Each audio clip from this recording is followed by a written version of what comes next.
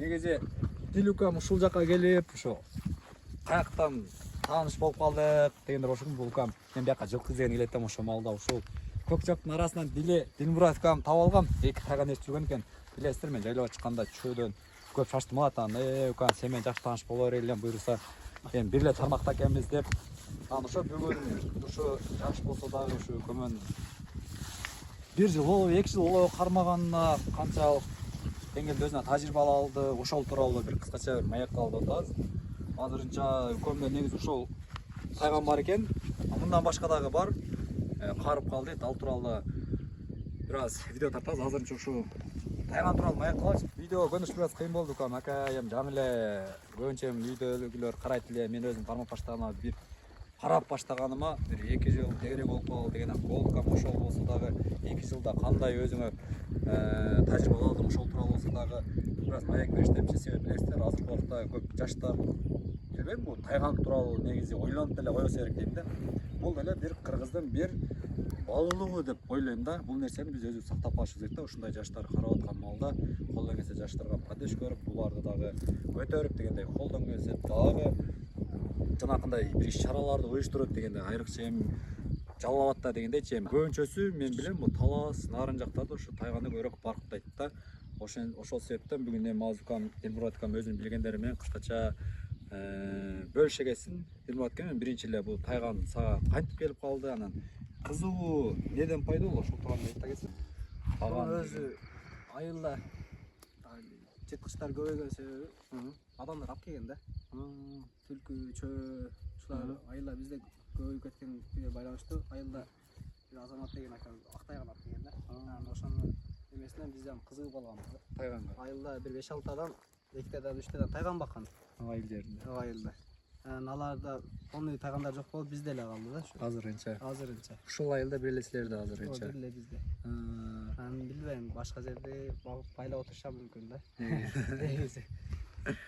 Ошо айылда түлкү, чөөнү койбойт булар. Азыр Сезгир нерсе. Бул канча жаш болуп калды азыр? Сен чакырбайлыбы? Ким болсо, нары көздөп кетип атат, машина келип атты эле. Максимакча. Балким. Жакындан көрүңүздөрчү, туугандар, жакындан тайган сүйүүчүлөр, жакындан көрүңүздөрчү. Макей. Аты кандай болуп калат? Канча жаш болуп калды? 1,5 жаш болуп калды. 1,5? 102ге толот. 102ге. Зыян бар көйнөкү бул тайган? Бунун зыяны жок. Пайдасы бар.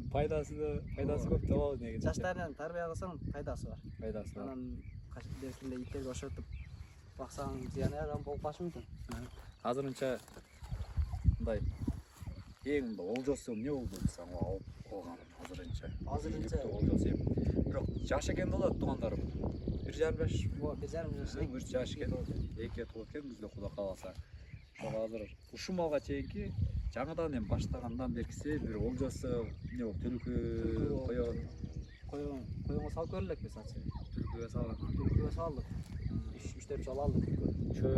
Чөөгө өзү салдык, бирок эптей албады. Жалгыз болуп. Жаштык кылды да.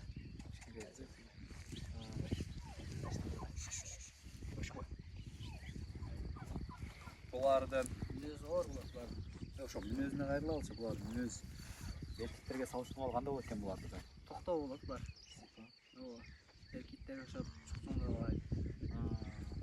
Берген нерсеңи салкын дейбиз, вот жейт. Эркектерге ошо болбойт.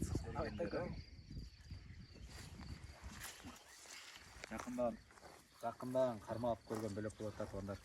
Менде да ак күчүм бар болчу, бирок тилекке каршылык да тайган быйыл жаңы кармап баштап. Жанагы. Башкалар беркилер ырылдай берсе, буларда андай сезим жок го да мына.